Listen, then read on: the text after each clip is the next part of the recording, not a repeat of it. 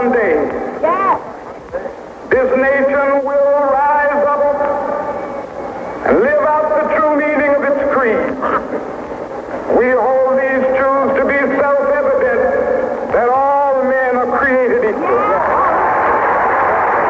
As a result of the kind of constitution that we have, it was wrong, just out of pure logic, for black people to be discriminated against solely on the basis of color. The 1964 and 65 Civil Rights Act was clearly something that needed to be done in order to hold up the whole notion of justice in our country.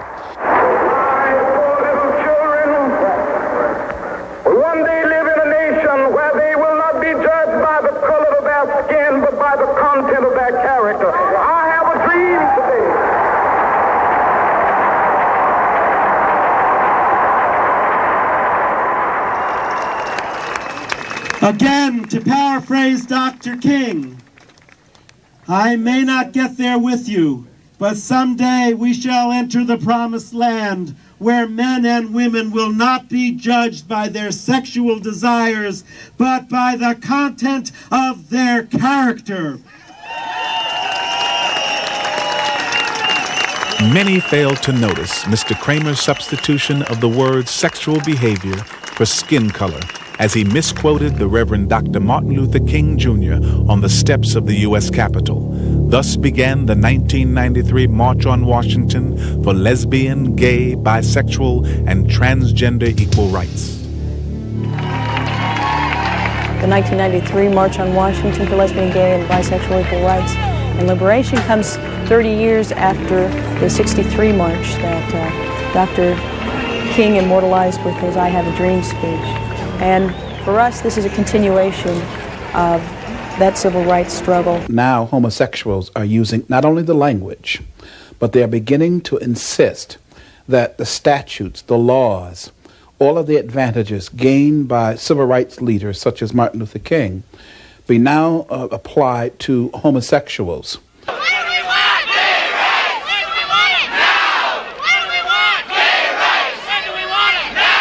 We are an emerging, sort of the emerging latest great civil rights movement of the 90s. Gay rights now!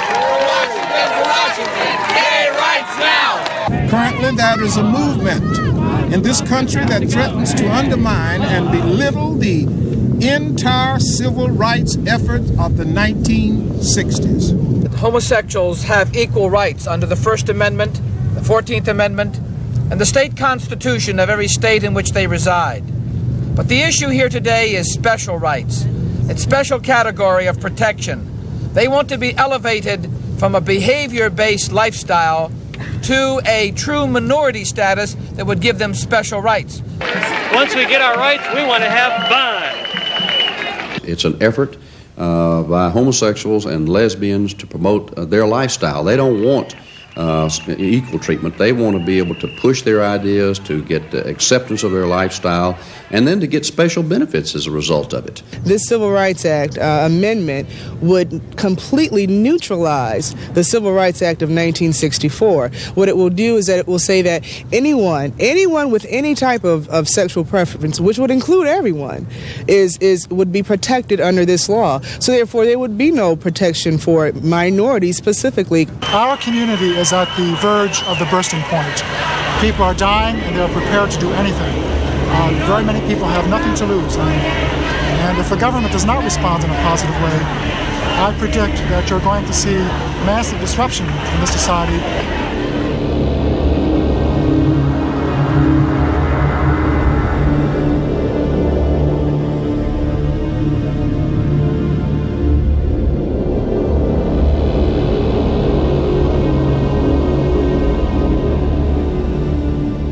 According to the U.S. Supreme Court, any person seeking protected minority class status must satisfy 3 elements: immutable characteristics like race and gender, financial discrimination, and political weakness. The group must be clearly identified by unchangeable physical characteristics such as skin color or gender that defines them as an insular and discrete group. As a white male, I have no rights whatsoever other than what is shared with everybody else. We have granted certain rights to take care of past discrimination, invidious discrimination based on such things as race or on gender. But it seems to me that, again, these are benign characteristics having nothing to do with behavior. Minorities have come in and said, we resent the homosexual community comparing the skin color to that kind of lifestyle. The skin color is not something we could control, but homosexuality is a preference. It is something that can be dealt with, can be controlled. Homosexuality is a lifestyle, and the Hispanic community is an ethnic group. The Hispanic community does not want to be compared with homosexuals. Government has no business putting a stamp of approval on a behavior-based group, let alone elevated to full minority status. The high-handed attempt on the part of gay and lesbian movements to hijack the 1964 Civil Rights Act in order to try to give national credence to their moral lifestyle is an offense to Black America. There are few people willing to stand up and rebut this whole notion that there is any kind of comparison to the sexuality of homosexuals and the skin tone of black people. It is a horrendous lie. Black people are not born choosing to be black. But homosexuals, on the other hand, despite what all of them seem to want to indicate to us, choose their homosexual lifestyles. The group must have suffered a history of discrimination resulting in the lack of ability to earn an average mean income, obtain an adequate education, or enjoy cultural opportunities. Compare these results of a nationwide survey reported in the Wall Street Journal between homosexuals and African Americans regarding average household incomes, percentage of college graduates, percentage of those holding professional managerial positions, percentage of those who have taken overseas vacations. Have either African Americans or homosexuals ever been denied the right to vote? Ever faced legal segregation? Ever denied access by law to public drinking fountains and restrooms? Ever denied by law access to businesses and restaurants? Their high income, their education, their current status in society compared to the mean or the median income in minority families today, I mean, it's just, there's no comparison. So for them to want protection under this law and to try to further beat down the minorities and further lessen their chances of equal protection and equal chances at jobs, I just think is ludicrous. If you look across America, homosexuals are not in conclaves as homeless people under bridges and in food lines waiting for things. These are high-income people who want to push their agenda. I think that it really flaunts and makes a mockery of other legitimate civil rights that people have worked for years. And to give this kind of recognition is going to undermine all kinds of laws that are already on the books, and it's going to hurt a lot of people that deserve these protections. The group must demonstrate that they are politically powerless.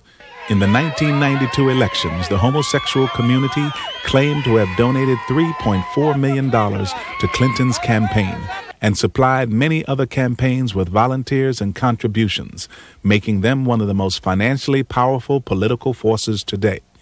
Their political power was further evidenced by the appointment of militant lesbian activist Roberta Achtenberg as the nation's top fair housing official.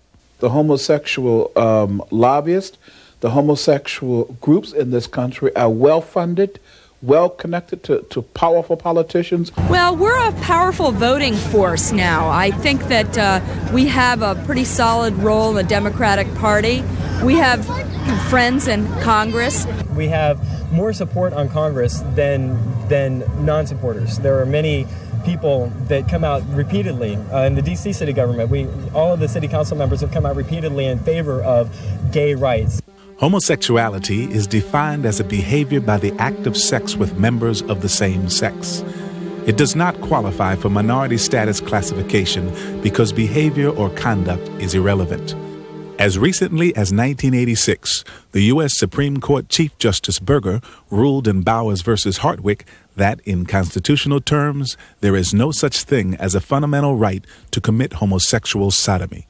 Elevated civil rights status should not be granted to homosexuals any more than it's granted to any other group in our society where there has been no real reason for granting that status, and particularly in an area where a large percentage of the population regards such conduct to be immoral. No one should have special rights or privileges or minority status because of their sexual behavior. We don't have it for people who are polygamous. We don't have it for people who have affairs on their wives or husbands. The idea that the Founding Fathers or that our Constitution somehow enshrines within it civil rights or special human rights for interest groups or for behavior groups, homosexuals, whatever kind of behavior group you want to come up with. That's totally false, totally contrary to the understanding of the Fathers. Our intent is to see that everyone is treated fair and equal, and they are being treated equal under the law as a citizen of America. Right. But their behavior should not dictate special preference for them. This is a matter of good law versus bad law. And it is bad law to codify into public policy a special right and a special protection based on nothing other than what you do in the privacy of your own bedroom. 4 basic myths have been advanced by militant homosexual leaders over the years. These myths have become the foundation on which the gay political platform has been built. The already mentioned myth that homosexuality meets the qualifications of a minority, that 10% of the population is homosexual, that homosexuality is genetic, hormonal, or biological, and as a result, homosexuals cannot change and become heterosexual. The 10% figure taken from Alfred Kinsey's infamous sex study included prisoners, sex offenders, and child molesters as participants. Dr. Paul Gephardt, a partner in the Kinsey study, has admitted that the 10% figure was incorrect. All recent national studies place the homosexual population at around 1%. Confronted with these facts, gay leaders are only now admitting that the inflated percentage was used for political purposes. The thing about the 1 in 10, I think people probably always did know that it was inflated, but it was a nice number that you could point to, that you could say 1 in 10, and it's a really good way to get people to visualize that we're here. There are people who believe that they are born homosexual. They have been taught that, and having been taught that, they accept that. And of course, if that's true, then there's no way that change could ever take place. But that's simply not true. Scientific studies have shown that genes are not the problem. Now, some people will say, well, they're born this way. There is no evidence, there is no conclusive evidence that homosexuality is predetermined. You're not born with it. It is something that you adapt yourself to. It's something that you choose. Well, I think one makes a choice to be gay. I'm not sure that there is enough research to prove whether or not a person is born with genetic proclivities toward being gay. As a person with a psychological background, I know for me it was a choice that I made around 30, and there were times when I was real ambivalent about it. It's a real hard choice to make because it's an unpopular one. It seems to me that the whole gay and lesbian music was about choice. It was about choice to begin with. People get the right to choose who they love. Can someone who has had a homosexual struggle see a change in his life leading to complete heterosexuality? The answer is yes. What I do is something called reparative therapy. It's not only possible to diminish the behavior, but it's possible to diminish the intensity of the homosexual attraction and to increase heterosexual feelings. I know they can change. I was a practicing homosexual for 17 years, and I've been free of that for 13. I've been out of the gay life now for 8 years. God has healed me of my homosexual attractions.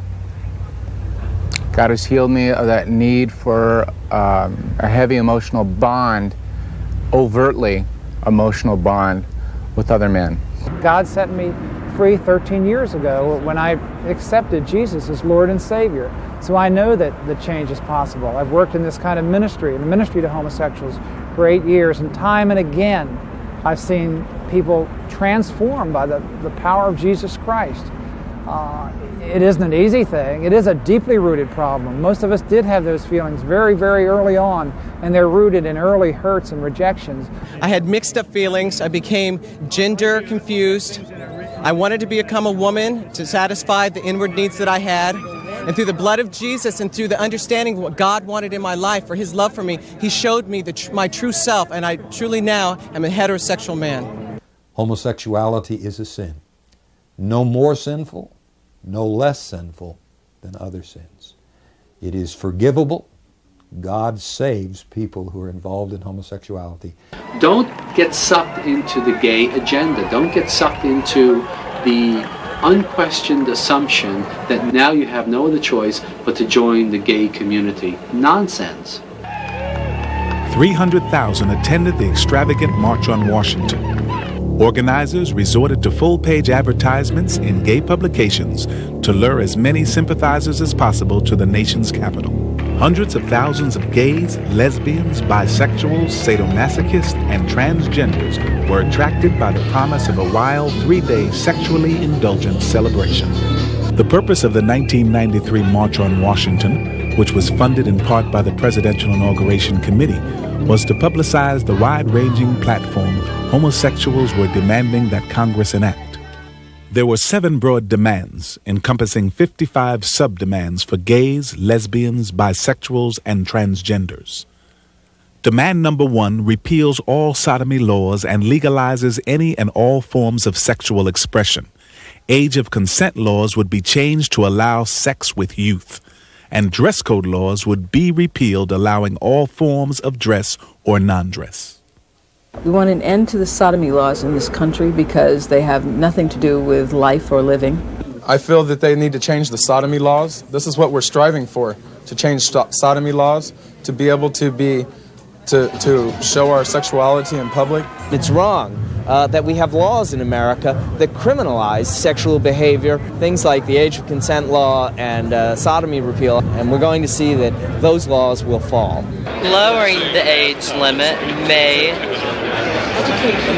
educate people and help people become more comfortable with themselves and allow them to grow. Demand number 2 diverts massive funds from the defense budget to cover AIDS patients' medical expenses. It calls for taxpayers to fund cosmetic sex change operations for transgenders and supply needles to IV drug addicts. Demand number 3 legalizes marriages between members of the same sex.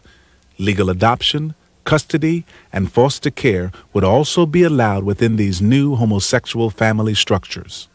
We have marriages just as other people have marriages, and we want to have the same kind of benefits from the federal government. Demand number 4 requires full inclusion of lesbians, gays, bisexuals, and transgenders in education, childcare, and school counseling programs. Demand number 5 requires that contraceptives and unrestricted abortion services be made available to all people, regardless of age. Demand number 6 provides taxpayer funding for artificial insemination of lesbians and bisexuals and forbids religious-based concerns about homosexuality from being expressed. Demand number 7 requires organizations such as the Boy Scouts of America to accept homosexual scoutmasters. When you talk about the strides that have been made in the gay and lesbian community, I mean, it's good news and bad news. I mean, what's ironic is that this terrible, awful disease, which has taken so many of our friends and lovers away from us, has been the same thing that has gelled us together as a community. And I think it's ironic because it's really because of this disease that we've all gathered much more political strength. We've had over 100 co-sponsors of the federal lesbian and gay civil rights bill the last session of Congress, so we have a lot of people that I think we can consider our friends. Kennedy is one of the main forefront people as far as pushing that bill through. We have certainly increased the number of our friends in Congress. We've got more energy, more resources, more people with a much higher level of optimism. We've got to keep moving people into office on every level. We cannot step back for a minute. We've got to keep our constituents not for a minute believing that now is the time to lay back. Now is not the time to lay back. We got to move our agenda while we've got a window of opportunity. We've had some big legislative successes over the last few years, including the passage of the Hate Crime Statistics Act and the Americans with Disabilities Act. And we believe it's time to pass a federal lesbian and gay civil rights bill. We all know we're going to see an executive order, see a civil rights bill in the very near future. We're here to demonstrate that the queer community in the United States is united, and we're going to do everything that we can in order to make sure that we get the legislative power that we deserve. The government does not respond. We are going to make the government respond. They keep with us, then maybe we're going to have to start throwing bombs to make them stop. We're young, we're queer, we're gonna rule the world. We're young, we're queer, we're gonna rule the world. These guys are on the move. They're not only staying with the military and the Supreme Court and the House and the Senate, but they're coming into the states, and they're trying to put in laws at the city level, at the community level, at the county level, at the state level. And make no mistake about it, we will not stop until we have achieved our freedom, our justice, and our pursuit of happiness.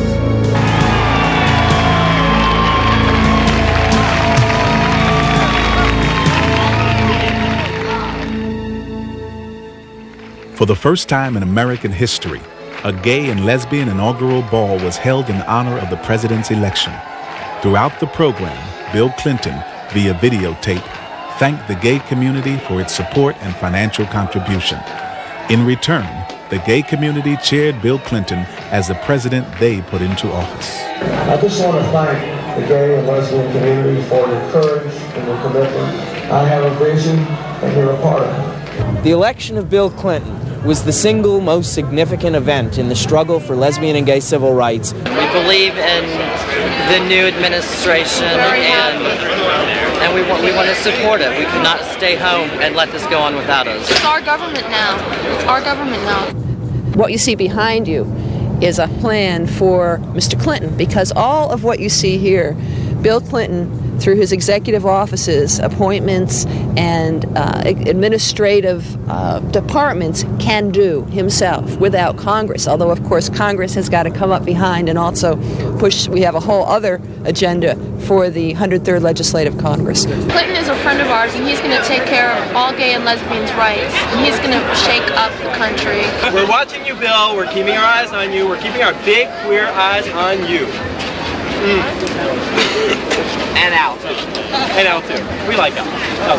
He's cuter. Many of those involved in churches, schools, and businesses are concerned about the ramifications should homosexuals be granted minority status.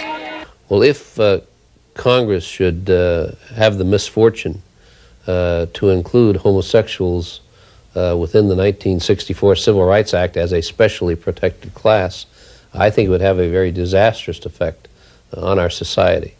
It would mean that people, against their own religious principles, would perhaps have to hire such people. You're going to see government using the force of law to say to you in your business, you're going to have to hire this person because he is a homosexual.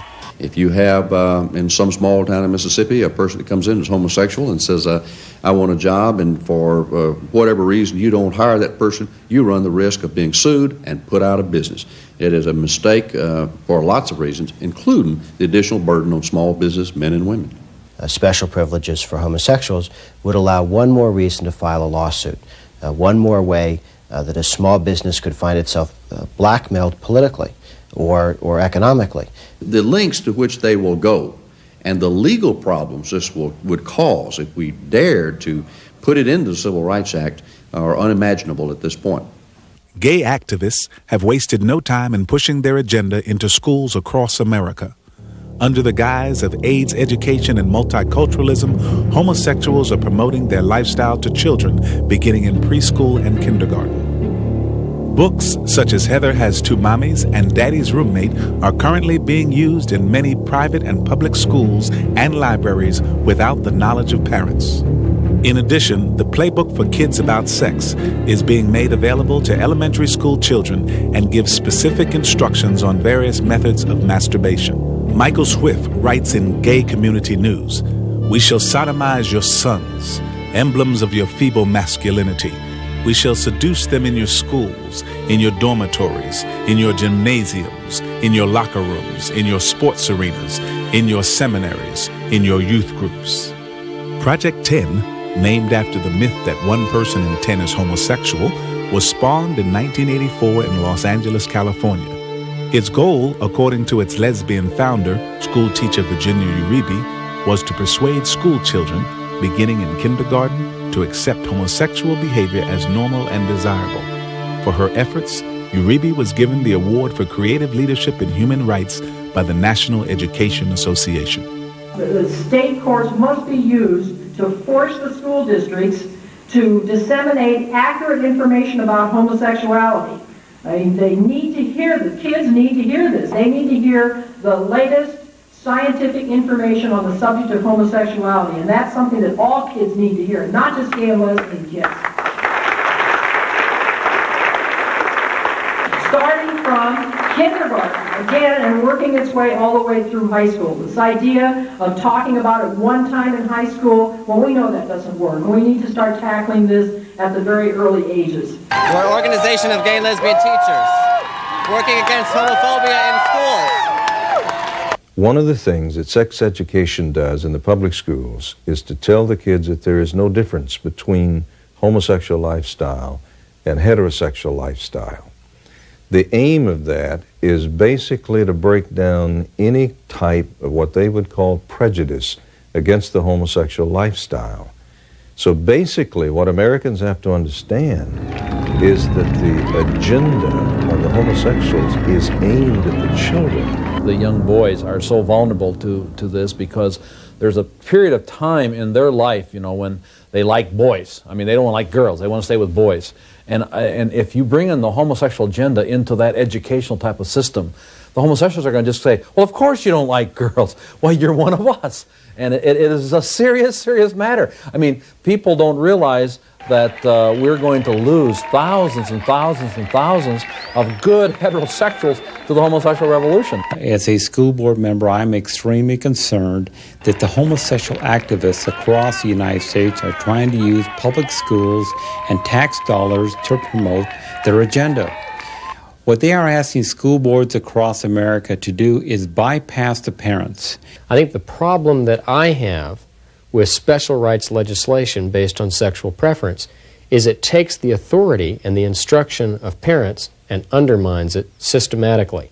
I think that it shouldn't be the role of government to teach a child something else in school that is radically different than what they're learning at home.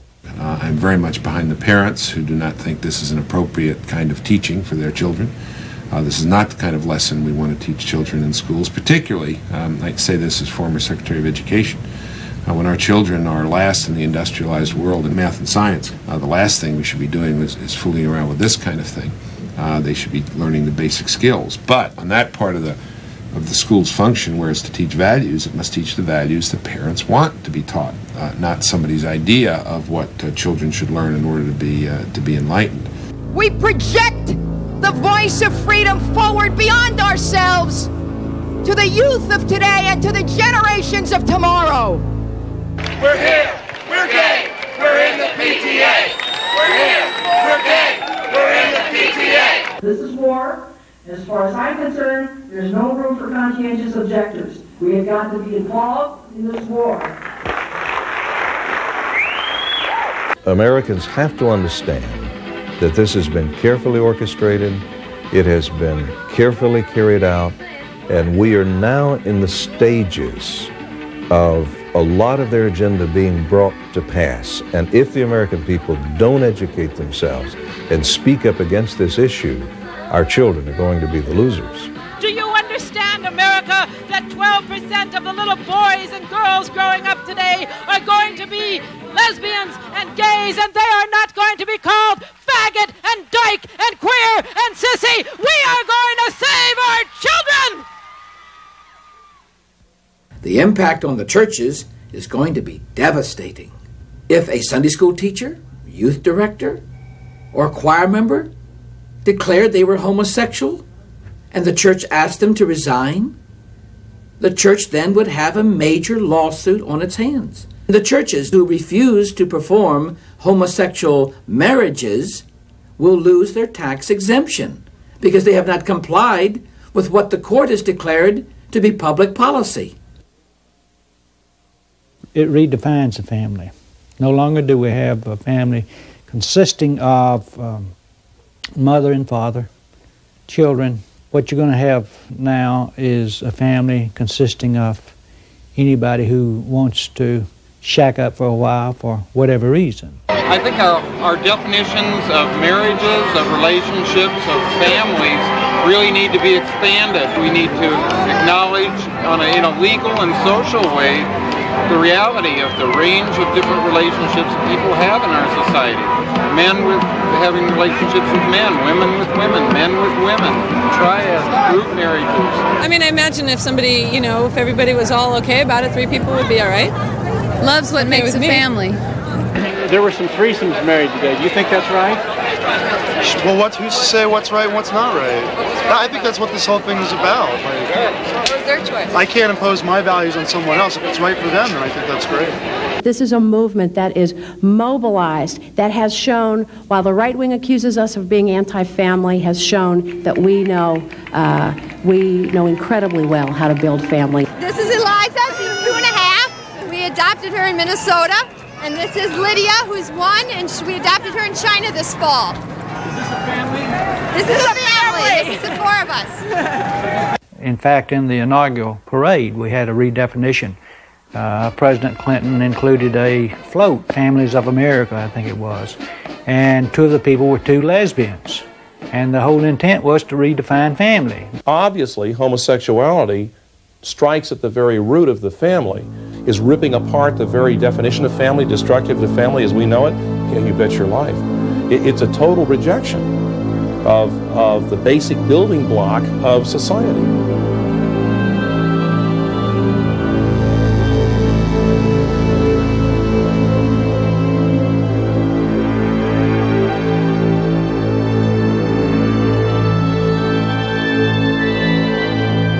Due to the media's support of the homosexual agenda, the average American has been kept from learning about the dark realities entrenched in the homosexual lifestyle. While not all homosexuals are involved in these excesses, freedom to practice all extremes without restraints are firmly incorporated into the gay political platform. To most people, when they think about homosexuals, as pictured in most of the media, it's 2 guys, 2 young guys, 2 middle-aged guys, who simply have very deep affection for each other. They want to be partners through life, help each other financially, and so on. The national media does not tell us anything about the abhorrent lifestyle of these people. Homosexuality tends to be very compulsive, whether it's at an emotional level or emotional and sexual or just plain sexual level. It's very compulsive, very controlling. So, like I said, it could range anywhere from mutual masturbation all the way up to defecating on one another. The ingestion of feces, that he engages in such things as anal intercourse, that he engages in such things that's known as fisting, in which one partner takes his fist and it's inserted in the anus of the other person. The ingestion of urine, urinating on one another, it's called golden showers. They do rimming, where they lick one another's rectums. These are things that people really don't realize are going on, and it's all part of the behavior disorder that goes along with homosexuality. When I first moved to the city, I was very naive about this, but after a couple of years, after I'd seen these things happen in bathhouses and stuff, it just gave me the creeps. After a while, I knew this was abnormal. 23-year-old men with colostomy bags. Everybody in San Francisco that I knew was getting into this S&M. It was like a spiral funnel. I mean, everybody was gravitating towards this intense sex. We call it playing on the edge. And so a lot of people that doesn't appeal to, but that could be a cutting for scarification. It can be breath control, where you actually, you have a person's life in your hands.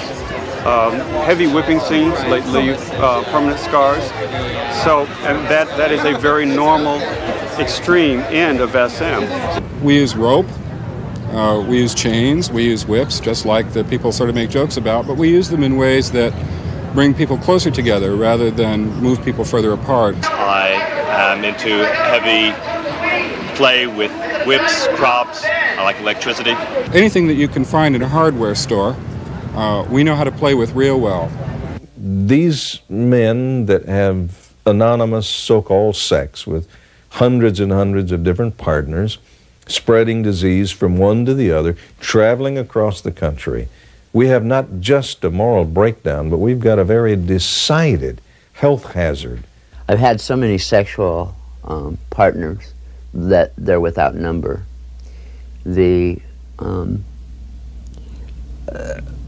At one point, I know that one night I had at least 50 different partners in one night. I was more normal as opposed to an exception to the rule. According to the British Journal of Sexual Medicine, homosexuals are 18 times more likely than heterosexuals to have sex with an underage person. In Riverside, California, outraged parents are concerned about the well-being of their children here at this public park where homosexuals openly practice sex acts in broad daylight. The average is between 100 and 150 men a day that walk down this bike path, one at a time, wearing different clothing according to their sexual perversion. And they take the dirt paths off into the brush, they meet one another, and they do their sexual perversions right there in the open. They're in there for an average of 15 to 20 minutes. Then they come out one at a time, walk into the park with the children. I've seen them talking with the children. I've seen them approach children. If it was a heterosexual problem, it would be taken care of and it wouldn't be permitted.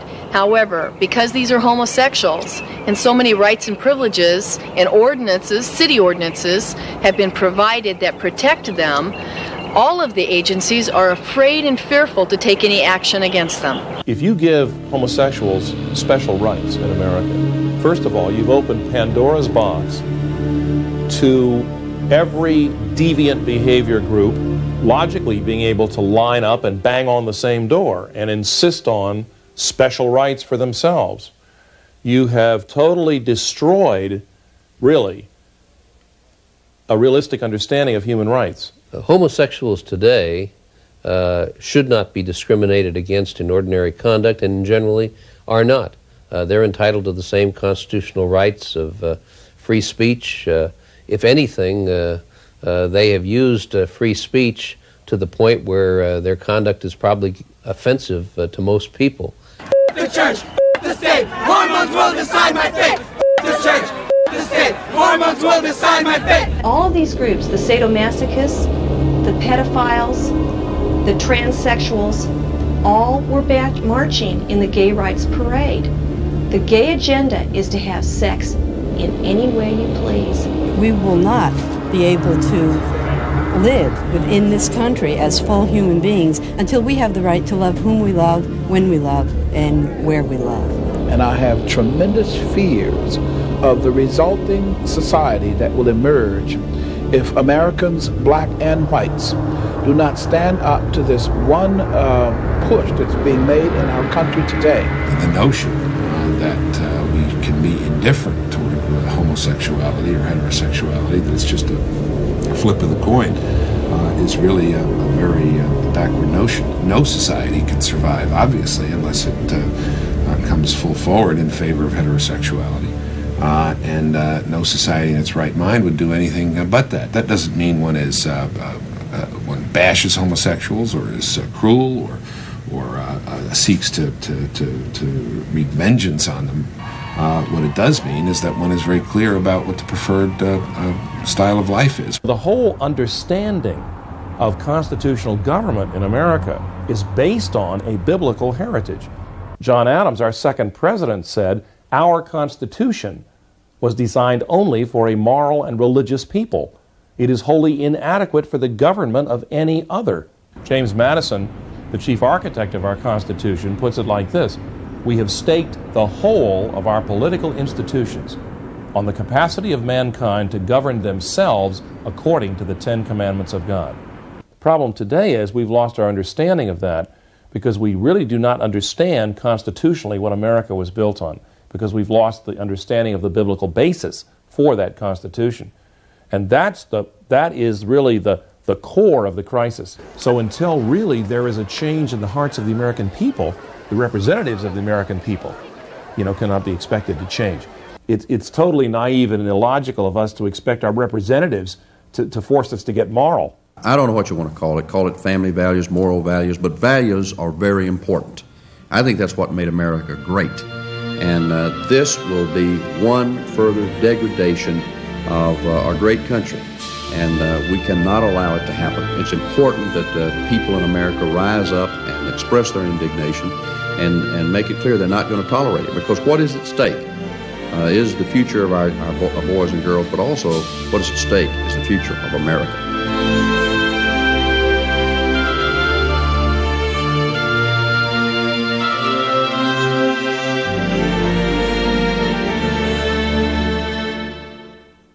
I didn't have a strong sense of a male role model in my life. My school years were basically hell on earth. From the age of about 5 years old till a senior in high school, I can best describe my upbringing as being one of insecurity. I was the butt of most people's jokes in school growing up. When I was a kid, I was very much a tomboy. I got made fun of a lot. I was teased by my peers a lot. I used to take ballet lessons and all sorts of things when I was a little girl, up to the age of about 4. And at that point I was sexually violated by a teenage boy. When I went through puberty, the longings for male love and the genuine need for male attention that I had inside, which I feel is common to boys and girls growing up, became sexualized. My mind correlated femininity with abuse or violation, and therefore I was to reject anything that put me at risk. And so I promoted more activities in my life that were more masculine. And I was very attracted to the masculine sort of lifestyle of being in the military and wearing a uniform and that sort of thing. So I joined the Army at 18. And sure enough, my whole company was full of lesbians. From the captain on down to privates, I mean, there was lots of lesbians. And that's when I had my first lesbian lover. My last year in high school, I invested in dating 3 boys at one time and tried to fit the norm, but it just didn't fit. I didn't have it in me. There was no real connection emotionally with the men. And then at that point, my first year in college, I decided that I was a lesbian, I was gay. I was doomed from the first time I walked into a gay bar. There was such a magnetic pull, such a drive to go in there, I don't think I could have turned back even if I had wanted to. And because I wasn't raised with any Christian influence in my life, I didn't have a big standard of moral values, of what was right and what was wrong. And when I went into the gay bar, I really found people that I felt I could be comfortable with, people that I was just like. No longer was I the misfit. Went from one lover to the next, looking for the perfect lover. I really wanted to find somebody I could spend the rest of my life with and sort of emulate, heterosexuality as far as marriage and getting a house together and settling down. That was really my heart's desire. And I just really wanted to be loved. I wanted to find someone that would stay with me and be with me for the rest of my life. And however, in the midst of all this, I did have some conviction that homosexuality perhaps wasn't God's will. I had actually read it in the Bible one time and it really horrified me. The thought that I might not go to heaven really horrified me. And because I was willing to do whatever I needed to find love and acceptance, I was willing to become a drag queen. And really for the last 4 years of my homosexuality, I was involved in the world of female impersonation. A very good friend of mine who was still in the Navy at that time, the Naval Investigative Service had gone through the barracks on one of their searches for drugs and they'd found her diary. And in her diary she talked about her lover. Well, they called her in and they questioned her and she admitted that she was indeed a lesbian, and so they decided they were going to discharge her as a lesbian. 2 or 3 weeks before that, we had gone to the first gay and lesbian march in Washington, D.C. And I had spent 3 days listening to people talking about gay rights, and I'd gotten really pumped up from that. So my idea was we're going to go on base, and I was going to throw this Molotov cocktail at the Naval Investigative Service building just to make a show of things, just to show them that we were angry, that someone was mad at them. Well, as it turned out, we went on base and things got really carried away. And we ended up burning down the Naval Investigative Service building. I was discovering how lonely I was, always looking for Mr. Right to come along on a white horse to sweep me off my feet, that we could have the house with the picket fence and the golden retriever, and I just found that Prince Charming never was going to ride by. They tried me, and they found me guilty, and they sentenced me to 7 years in prison. And during the whole proceedings, the court proceedings and everything, in my heart I felt maybe this is a blessing in disguise, because I knew my life was fairly well out of control. I said, what I really, really need, God, whoever you are, is to be loved unconditionally. I have this big, huge hole in my life, and I need that filled. I had a Bible, and I was looking at it, and I opened it up one day, and it was like the words came alive to me. It was like a veil was torn from my eyes, and I totally understood that this was indeed the Word of God, and that it was true. And if it was true that being a lesbian was wrong, it was sinful, and I wasn't going to go to heaven, I was going to go to hell. So I got down beside my bed there in prison, I gave my heart and life to Jesus Christ. And up to this point in the gay community that I was involved in, it was completely unheard of that homosexuality was something that could be changed, because we all had been completely convinced it was something we were born with. It's not that any of us researched that on our own. We just bought the line that we were being told in the media, that you were born that way, and that was just fine with us, because if I had thought that I wasn't born that way, then maybe I would be responsible to do something about it. I thought I was born gay because it had always been like that for me. It always felt different. And so when somebody tells you, you know, that's a sin, you've got to stop it, it's hard for you to understand that without the Spirit of God enlightening you to it, because you just know that all your life you've been this way. I realized that Jesus was someone whom I could trust, whom I could give my life to. And basically what I was concerned about is that when I died, I would go to heaven. That night I gave my life to the Lord and just gave up all my dreams and desires about homosexuality. I was willing to do whatever it took to overcome that. I had never met anybody anywhere out of the hundreds of people I knew that had ever walked away from homosexuality. But I decided that I could trust God a lot more than I could trust what the media was telling me, what my gay psychologist was telling me, and God's truth was burned deep within my heart. So the Lord began to show me the root causes to the lesbian lifestyle for me, and that was about 7 years ago, and I've been in a process during that time of tackling those things, so to speak. Okay, Lord, I see that. I see that I felt this rejection, and letting the Lord into that area of my life, and He's brought the healing. So now I totally identify as a heterosexual. The lesbian identity really, about 2 years ago, really left me. I still have struggles, I still have temptations, but they're far less. Each year they get less and less. And I'm looking forward to perhaps getting married if that's in God's plan for me.